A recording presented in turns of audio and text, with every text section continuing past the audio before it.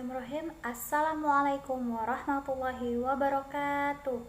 Nah, agar pembelajaran hari ini berjalan dengan lancar dan ilmu yang didapat bermanfaat, marilah kita berdoa terlebih dahulu ya. Doa sebelum belajar. Bismillahirrahmanirrahim. Rabbi zidni ilma warzuqni fahma.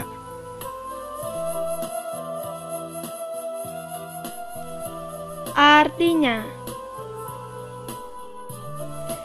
ya Allah, tambahkanlah aku ilmu dan berilah aku rezeki akan kepahaman.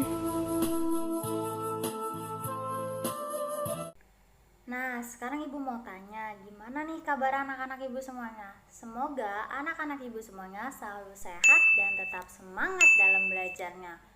Oke, khusus hari ini Ibu yang akan menggantikan Bapak Arya untuk mengajar di kelas kalian. Nah, kalian bisa panggil Ibu dengan sebutan Ibu Nada. Oh iya, Ibu adalah mahasiswa PKL dari UINSI Samarinda. Ya, dan sebelum kita memulai pembelajaran, ada baiknya kita membaca basmalah terlebih dahulu ya. Bismillahirrahmanirrahim. Nah, tidak perlu menunggu waktu lama lagi. Ayo kita mulai pembelajarannya. Anak-anak, hari ini Ibu hanya ingin menjelaskan kembali materi sebelumnya, yaitu mengenai indahnya berperilaku terpuji ketika bertamu. Sebelumnya, apa sih bertamu itu? Dalam bahasa Arab, bertamu dikenal dengan istilah ataliziyaroti, yang artinya datang berkunjung. Sedangkan menurut istilah, bertamu adalah suatu kegiatan kunjungan ke kediaman seseorang dengan berbagai tujuan. Contohnya, seperti menjenguk teman yang sedang sakit. Nah, anak-anak, beberapa hal yang harus diperhatikan dalam bertamu atau adab-adab dalam bertamu. Yang pertama, mengucapkan salam. Bagaimana salamnya anak-anak? Assalamualaikum.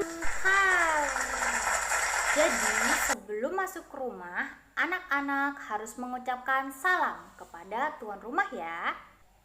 Yang kedua, meminta izin masuk. Bisa dengan mengucapkan salam dan mengetuk pintu, seperti sabda Nabi Muhammad SAW.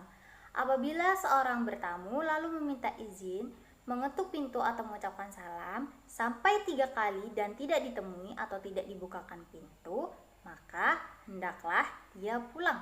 Hadis riwayat Bukhari. Yang ketiga, posisi berdiri tidak menghadap pintu masuk. Ketika anak-anak mengetuk pintu, mengucapkan salam untuk bertamu, berdirilah membelakangi pintu. Tidak dibenarkan menghadap ke dalam rumah melalui pintu yang terbuka atau mengintip dari balik jendela. Hal ini dilakukan untuk menjaga pandangan dari hal-hal yang tidak diinginkan. Yang keempat, bertamu tidak boleh lebih dari 3 hari.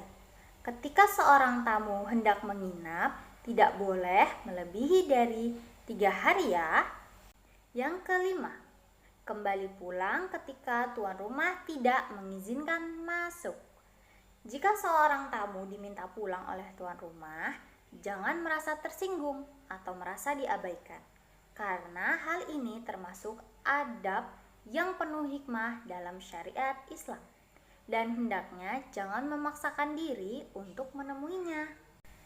Yang keenam, tidak memandang seluruh ruangan dengan penuh kecurigaan. Ketika anak-anak sudah diizinkan masuk dan dipersilahkan untuk duduk, maka hal yang perlu diingat ialah jaga pandangan dari hal-hal yang tidak boleh dilihat.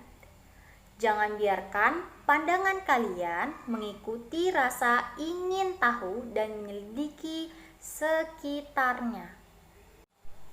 Dan yang ketujuh, menjawab dengan nama yang jelas.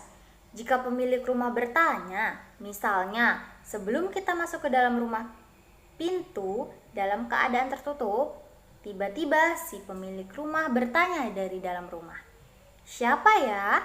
Kemudian kita baru menyebutkan nama kita dengan suara yang jelas agar pemilik rumah tidak merasa khawatir. Selain ada bertamu, ada pun ada penerima tamu.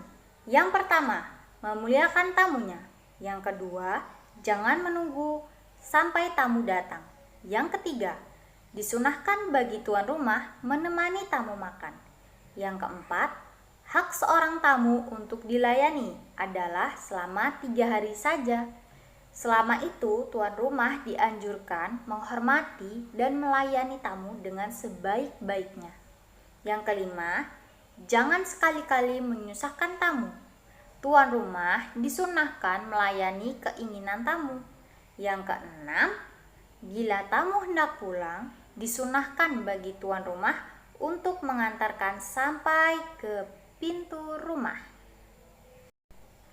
Selanjutnya, waktu bertamu. Dalam bertamu, ada waktu-waktu yang pas untuk bertamu. Namun, ada pula waktu yang kurang tepat untuk bertamu dan harus dihindari. Yang pertama, waktu sebelum sholat subuh. Yang kedua, waktu sholat atau waktu zikir dan membaca Al-Quran. Yang ketiga, waktu istirahat atau tidur siang. Yang keempat, setelah sholat isya. Adapun hikmah dalam bertamu.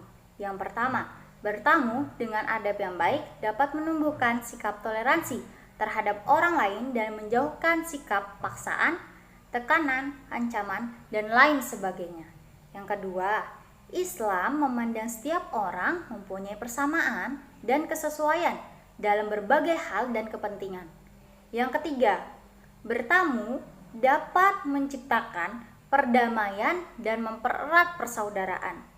Yang keempat, bertamu sebagai sarana untuk berdakwah dan menciptakan kehidupan bermasyarakat yang bermartabat.